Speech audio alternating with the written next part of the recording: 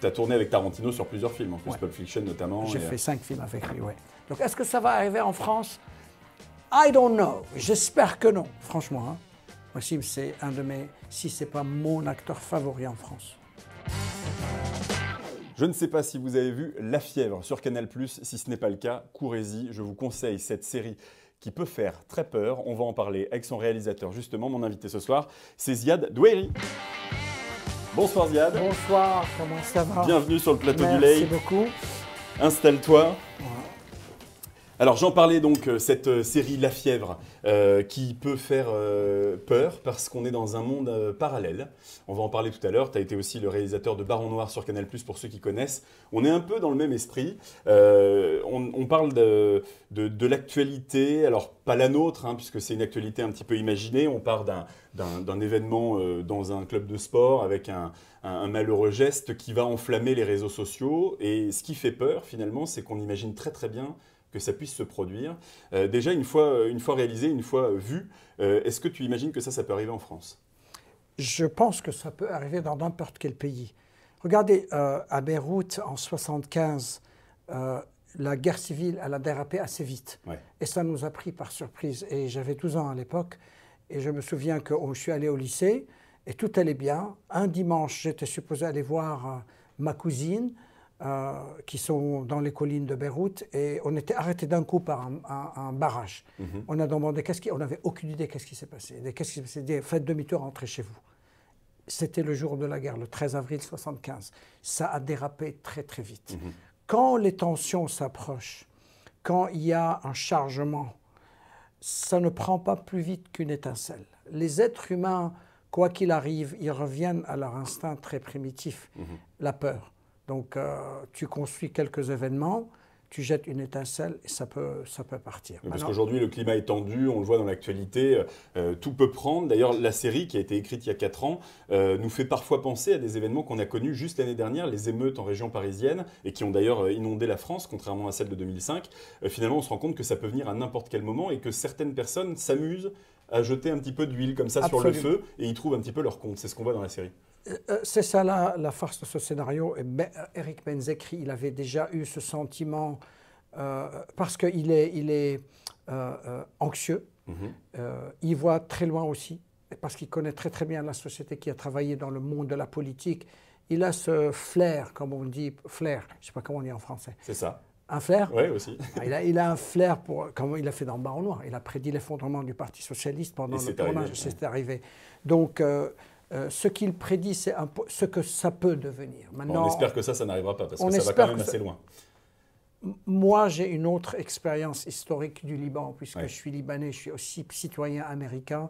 Je sais que l'invasion du Capitol Hill, il y a 2 années, ça a failli déraper. Il y a un film là qui vient de sortir qui est extraordinaire, je vous le recommande à tout le monde, ça s'appelle Civil War, guerre civile.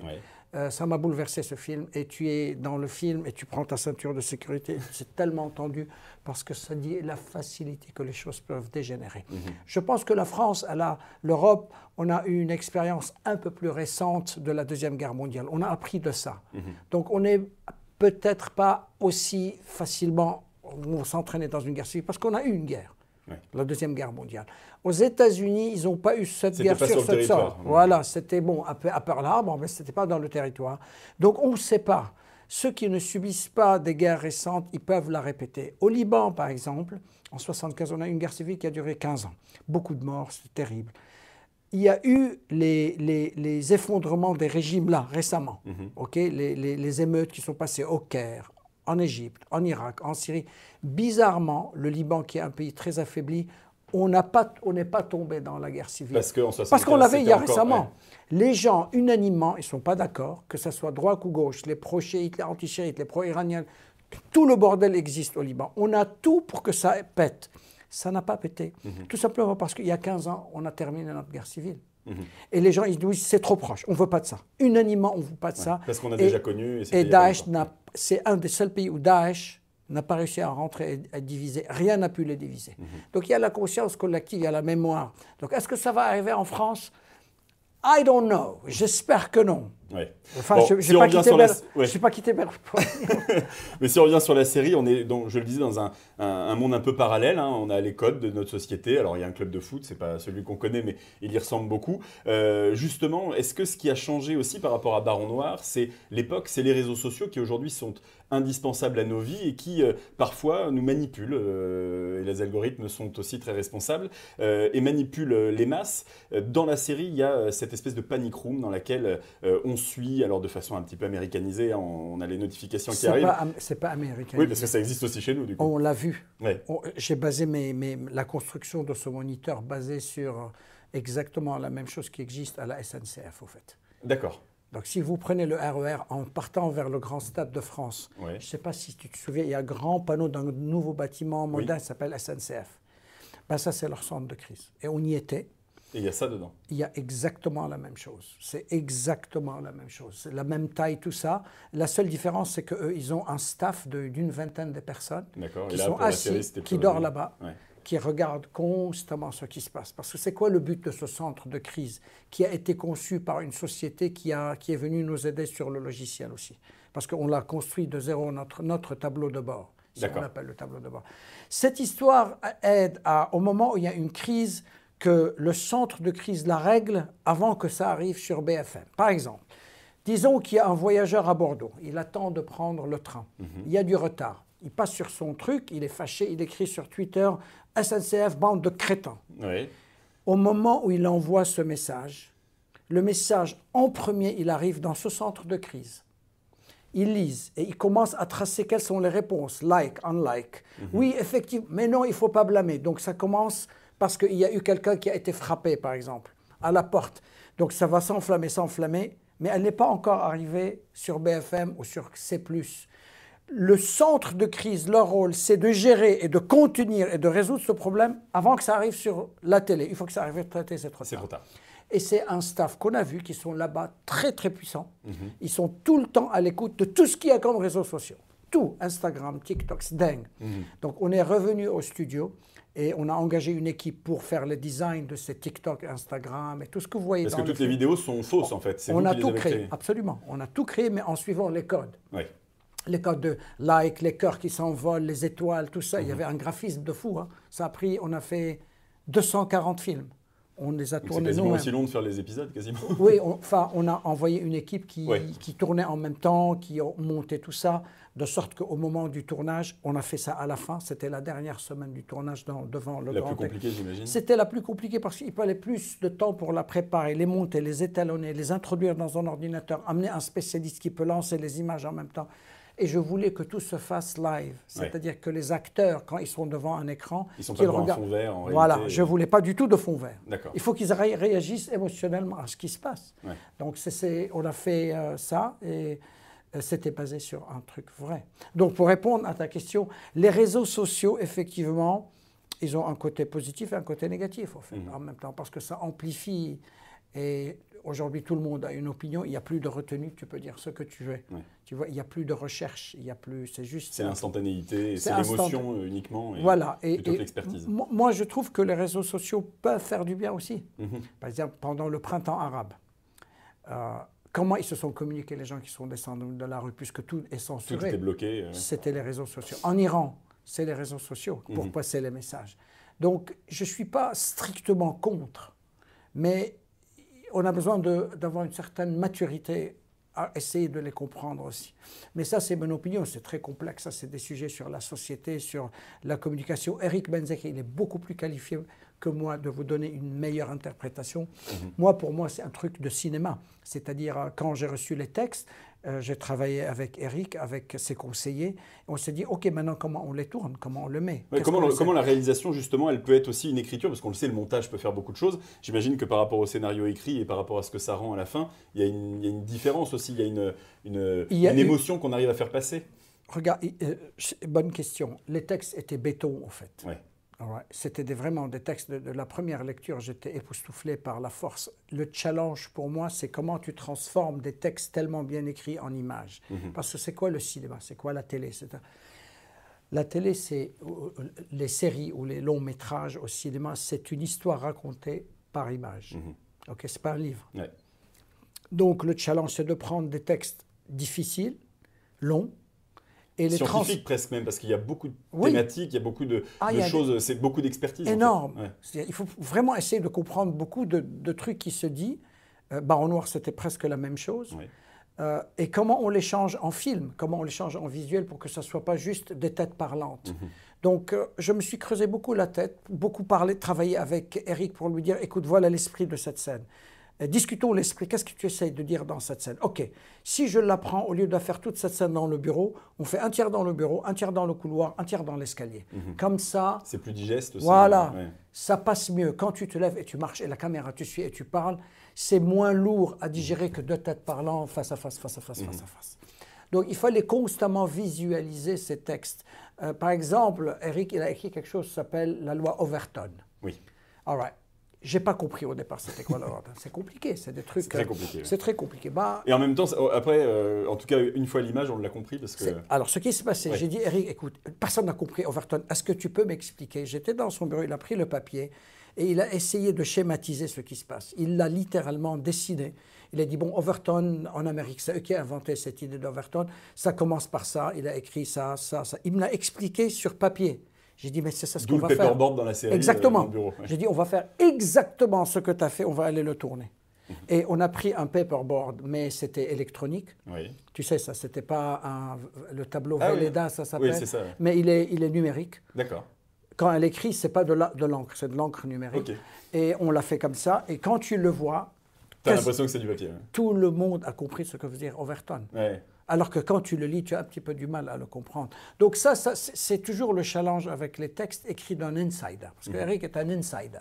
C'est-à-dire, il n'écrit pas de ce qui est à l'extérieur. Il a vécu ces moments-là. Donc, il a été en politique aussi. Il a vécu le Parti socialiste de l'intérieur. Et il est obsédé par les réseaux sociaux. Il les étudie énormément. Il a fait des calis. C'était un mec qui faisait des calis. Même moi, j'ai demandé, attends, explique-moi, c'est quoi un cantier, un cali?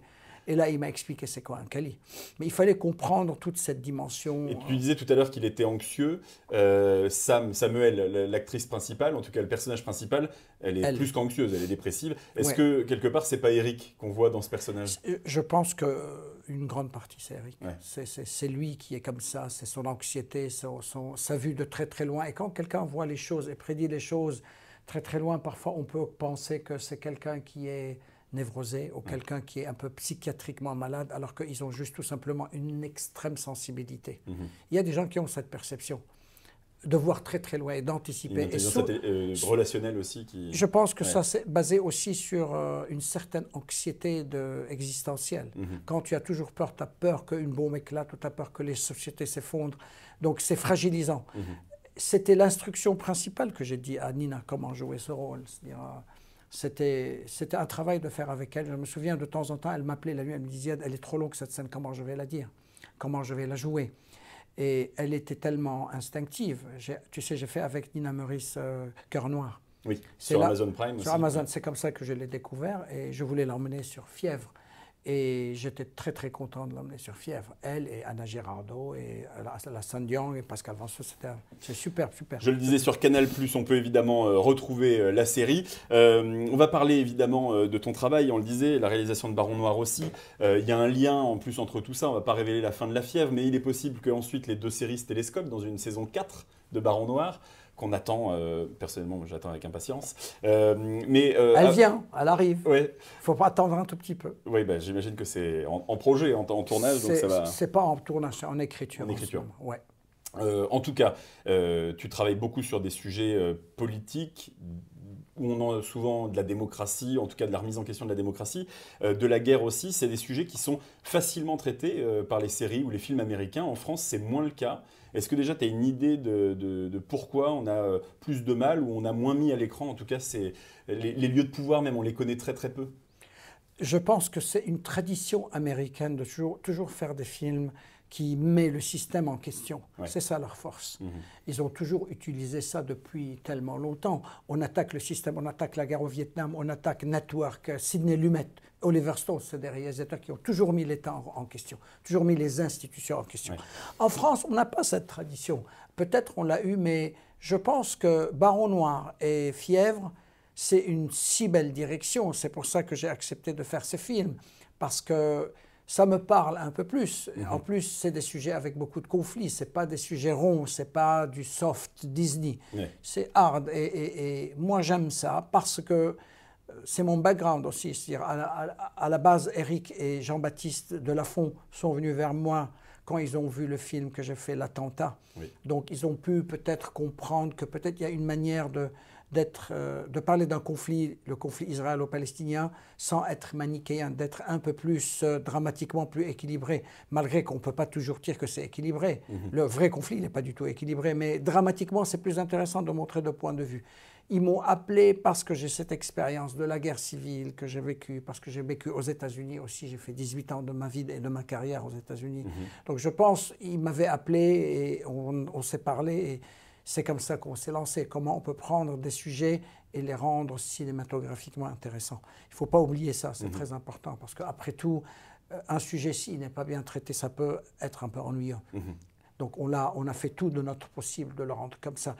Certainement, les sujets sociopolitiques m'intéressent. D'ailleurs, le prochain, c'est comme ça aussi. Mais il ne faut jamais oublier une chose. La chose la plus importante, c'est, après tout, il faut laisser ton spectateur s'attacher à tes personnages.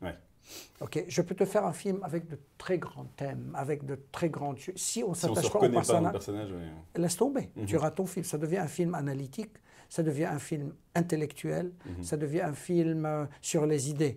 Un film, c'est sur ton personnage, c'est-à-dire le voyage de ton personnage. Qui est cette personne? Quels sont les obstacles qu'elle va faire?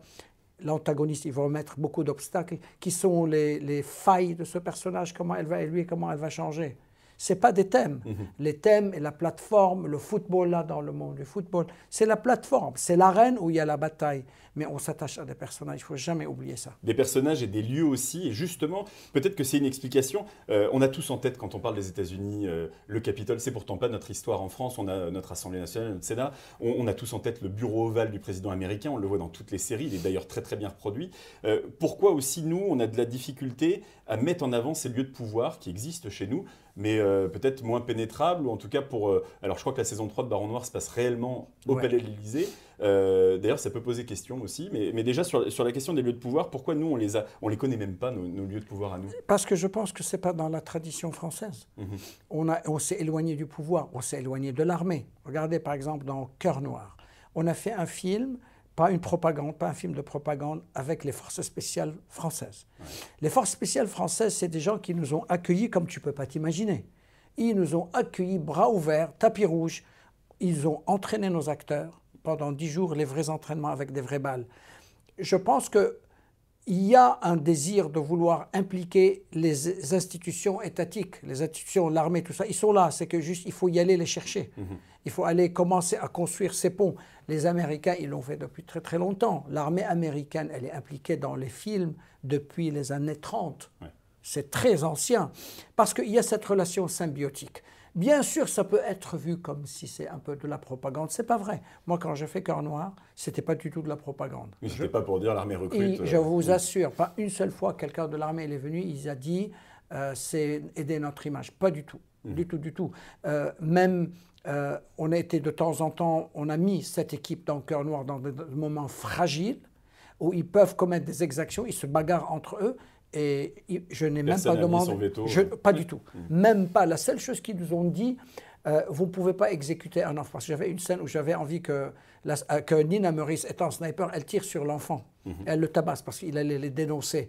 Donc quand j'ai parlé avec l'armée, il m'a dit jamais on tire sur un enfant. Jamais. J'ai dit même si vous allez perdre, ils ont dit dans des moments comme ça, ou bien on avorte l'opération, la mission, on rentre chez nous, ou bien on attaque très vite. Jamais on tire sur un enfant, jamais.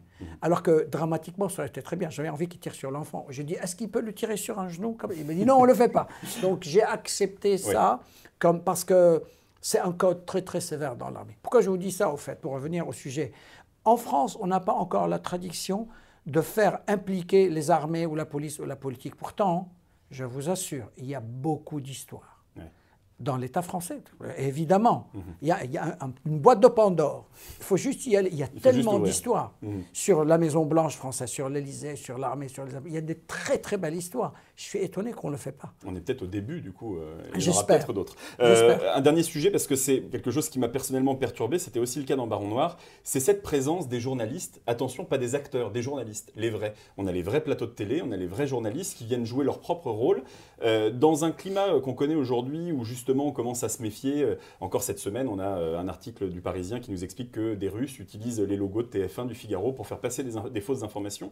Est-ce que là, on n'est pas aussi un petit peu en train de brouiller les pistes de la part de la réalisation sur le rôle d'un journaliste? Est-ce que c'est son rôle de le voir dans une série en train de jouer un rôle de journaliste? C'est une très bonne question et j'ai une très bonne réponse. Ah bah tant mieux. Il n'y a personne qui peut jouer comme un vrai journaliste, comme les vrais journalistes. C'est incroyable. Même la personne qui fait la météo. Ouais. Il y a une manière dont les gens de la météo le disent. Si tu ramènes un acteur, il peut peut-être le faire, mais les gens de la météo, ils font exactement la même chose. Les gens qui font le football, il y a une vérité incroyable. On a toujours, même pendant Baron Noir, et c'était une décision qu'on avait prise avec Eric à l'époque, avec Jean-Baptiste, on l'a refait, les journalistes, les vrais journalistes doivent jouer leur rôle, because they know how to do it. Ils savent comment le faire. C'est incroyable, c'est dans les intonations. On dirait qu'ils vont dans une école parce qu'ils le font tellement bien. Tu peux trouver des acteurs et des actrices qui peuvent jouer des journalistes, mais ce n'étaient pas des rôles principaux non plus. Donc quand on a utilisé, nous, les journalistes, même ceux qui s'acharnent sur Benjamin Biolay en lui posant des questions, c'était des vrais journalistes. D'accord. Il y a une manière qui le dit, je ne sais pas comment. C'est naturel. C'est naturel. Ils savent comment tenir le microphone, l'intensité, les mots qui s'attrient. Il faut toujours rester, parce que c'est une série assez véridique, il fallait rester dans le réalisme le plus possible. Et je la conseille encore une fois, c'est La Fièvre, c'est sur Canal+. Il y a évidemment encore les 3 premières saisons de Baron Noir que je conseille de regarder si ce n'était pas le cas jusqu'à maintenant. Merci beaucoup d'avoir accepté l'interview. Dans un instant, vous restez avec nous parce qu'on va parler de façon un peu plus légère de cinéma puisque tu es réalisateur et on a un petit jeu pour toi. À tout de suite. De retour dans le Late, toujours avec Ziad, un petit jeu. Alors, on reste dans la thématique du cinéma, des séries télé. On a 5 noms de films et de séries et on doit faire deviner à l'autre seulement avec le synopsis. On n'a pas le droit de donner de mots qui sont dans le titre, évidemment, pour faire découvrir à l'autre le film ou la série. Je crois qu'on reste un peu dans le thème de ce qu'on disait tout à l'heure, politico, armée, etc. Allez, je suis fair play, je te laisse démarrer. Ça se passe aux États-Unis, dans un contexte très très politique, avec un très très bon acteur qui a joué dans Apocalypse Now. House of Cards? House of Cards. Kevin Spacey, ok. Ah, j'ai adoré en plus. Bah, pas la dernière saison parce que c'était un peu...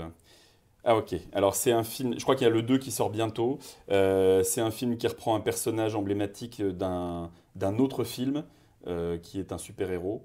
Et celui-là, il est un peu plus diabolique, un peu fou. Et je crois qu'il est joué par Joaquin Phoenix. Joker. C'est le Joker, Ouais. bravo. Très bien, à toi. Excellent film. Excellent film. Ah, le premier était Et j'attends le bouleversant. 2, je crois qu'il y a Lady Gaga en plus qui joue dedans. Ouais, Ça va être pas mal à mon avis. cool. En novembre prochain, je crois. Novembre. C'est un film américain Ouais. par un de mes réalisateurs favoris. Et les événements, ça se passe en Irak, réalisé par... Est-ce que je peux dire le nom du réalisateur? Oui. Par Clint Eastwood. En Irak. Sur quelqu'un qui est dans l'armée mais qui n'arrive pas à s'adapter une fois qu'il rentre chez lui. Ah, c'est sur Apple TV+. Je ne veux pas faire de pub, je crois, mais ça s'appelle... C'est très récent. C'est le film qui a fait le plus Cherry. d'entrées. Non, c'est Non. le film qui a le plus d'entrées de tous les films de Clint Eastwood. C'est lui qui a fait le plus. Non, je l'ai plus. American Sniper. Mais oui, évidemment. Excellent En film. plus, je l'adore ce film. Il est super. Exact, ouais. Donc non, c'est pas celui-là en plus auquel je pensais, mais effectivement, il n'arrive pas non plus à... Mais alors, Chéri est très bien sur Apple TV+, je le dis, avec, comment il s'appelle, Tom Holland. Pareil, mais là, c'est plus sur le post-traumatique, mais si, en fait, American Sniper, c'est un peu la même chose. Et par exemple, American Sniper, est-ce que toi, ça fait partie, l'émission s'appelle Inspire-moi si tu peux, est-ce que c'est le genre de film dans lequel tu puises un peu d'inspiration Énormément. Ouais. Parce qu'il y a une caractérisation de ce rôle qui était super. Parce que c'est un élite sniper. Ouais.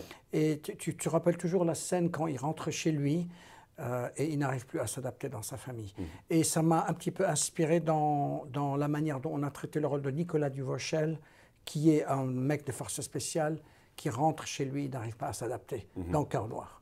Donc, on a vu ce film, en fait, pour essayer de comprendre. C'est toujours... Tu sais, Clint Eastwood, c'est un réalisateur qui n'est pas du tout cérébral. Ouais. Il est très simple dans sa trame des histoires. Tous les films qu'il fait, c'est des films très, très simples. C'est sur la difficulté de se réintégrer dans un système. Il a ce truc dans lui, Clint Eastwood. C'est vraiment un très, très grand réalisateur.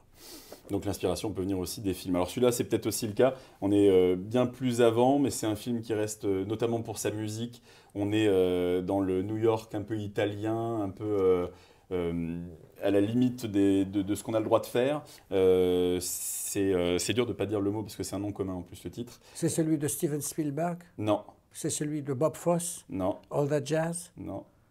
Francis Ford Coppola, je crois. Ah, The Godfather. Le Parrain, effectivement, Okay. c'est celui-là. Ouais. Ben, c'est une série française qui a eu beaucoup de succès. Ouais.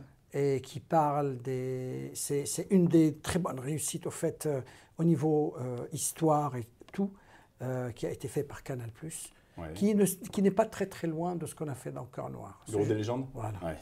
Bah, je suis dessus en ce moment. J'ai un peu de retard, mais je la démarre en ce moment. Donc, excellente série, effectivement. Et je crois d'ailleurs que la DGSE a fait savoir, et même d'autres services secrets du monde entier, qu'on était très proche du réel. Contrairement à des films comme James Bond, où là où je pense qu'il y a moins d'inspiration. En tout cas, Alors là, on est chez Steven Spielberg, par contre. On est toujours dans l'armée. Et... Il faut sauver le soldat Ryan. Ouais, bon, bah voilà. Quel grand film. Bravo. Mais c'était un film extraordinaire, ce film. Je l'ai revu récemment. Ouais. Il est sorti il y a 20-25 ans.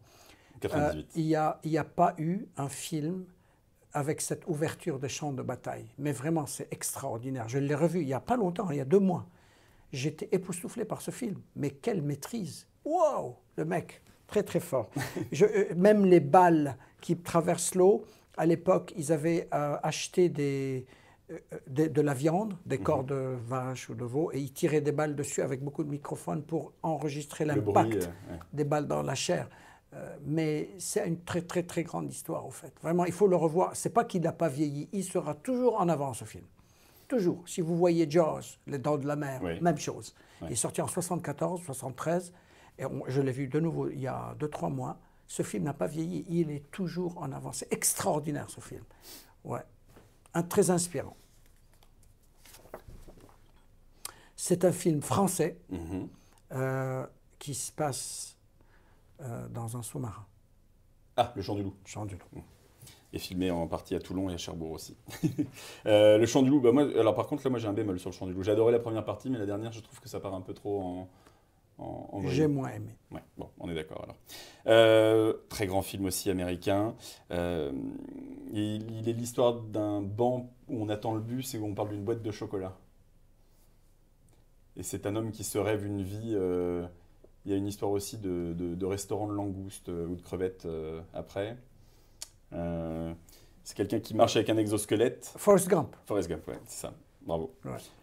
Ça. Très grand film aussi. Et la partie aussi, on parlait tout à l'heure de la guerre du Vietnam, ça démarre de ce constat-là, et de la dureté aussi d'avoir des images et le regard de la population aussi sur ce qui se passait. Extraordinaire film, vraiment formidable. D'ailleurs, ce qu'ils ont fait en mixant les vraies images avec l'incrustation de Tom Hanks, où il salue Kennedy, tout ça, sur le prochain film que je vais faire, en fait, parce que c'est un film qui a lieu en 78, on va essayer de faire la même chose. D'accord. Incruster une vraie image. Une vraie image avec des vrais personnages, en fait. Il a même remplacé l'image du président américain avec l'image de notre acteur qui sera Michael Shannon, qui va jouer Jimmy Carter, en fait. Très bien, merci pour le scoop. Eh ben, c'est un film avec un réalisateur avec qui j'ai travaillé. D'accord. Qui a l'ouverture de ce film, et une ouverture que j'ai jamais oubliée, qui m'a révélé, franchement, hein, Maxime, c'est un de mes, si ce n'est pas mon acteur favori en France. Extraordinaire cet acteur français, qui a ouvert ce film fait par Tarantino. C'est quel film? Un film. C'est un film fait par Tarantino, dont la première scène du film est avec un acteur français. Que j'ai écrit un film pour lui, d'ailleurs, qu'on le fait en 2025. Parce que toi, en plus, tu as tourné avec Tarantino sur plusieurs films, en plus, Pulp Fiction notamment. J'ai fait 5 films avec lui, Quel est le film de Tarantino dans lequel la première scène elle est ouverte par cet acteur extraordinaire français, le meilleur de meilleur, c'est la crème des crèmes. C'est le diamant, c'est la cerise sur le gâteau, la cerise et la framboise et la fraise. Je vois même pas un acteur français dans un film de Tarantino. Bah, personne ne le sait, bizarrement, parce que c'est pas un acteur d'une connu. très grande célébrité, mais c'est... Tu veux que je te dise... C'est un film récent? Non, il est sorti en 2009. En 2009, Tarantino, c'était quand? C'est le film qui a fait le plus d'entrées de Tarantino, de tous ses films. C'était Django en 2009? Non. Les 8 salopards, non, c'était après? Non, c'était après. C'est juste avant Django. Avant Django? Kill Bill, c'était encore avant. Ouais, 2003, Kill Bill. Et donc entre les deux, bah, il va manquer juste celui-là. Non, je l'ai pas. Inglourious Bastard. Et c'est qui l'acteur français qui est dedans? Denis Ménochet. Pardon, autant pour Est-ce que moi. vous connaissez c'est qui Denis Ménochet? Non. Tu sais, quand tu vas dans la mer russe ou iranienne et tu pêches le poisson et tu enlèves le caviar, Ouais. ben, c'est le caviar. C'est le du caviar, caviar. c'était... Il a Excellent. ouvert la scène quand il y a le mec qui arrive, il monte dans la colline, il y a le bûcheron en haut qui garde sa famille Ouais. et le nazi il rentre chez lui. C'est un Français, le papa, le père, et c'est chez lui qu'ils ont caché la famille juive. Tu te souviens de ça? Ouais. Ben, le père, C'est lui. c'est Denis Ménochet. Eh ben, je vais le revoir, le film, du coup, maintenant que je sais ça. Putain, c'est un acteur que tu n'oublies jamais. Moi, quand j'ai vu, il a fait un film qui s'appelle Asbestas. Tu l'as vu? Ah oui, avec Marina Foïs. Ben, c'est Denis Ménochet. Ok, bah c'est bon, je vois qui c'est. C'est un monstre du cinéma. Bon, allez, le dernier. Ouais. On est sur une série cette fois-ci. Et d'ailleurs, je crois que les réalisateurs changent à chaque épisode.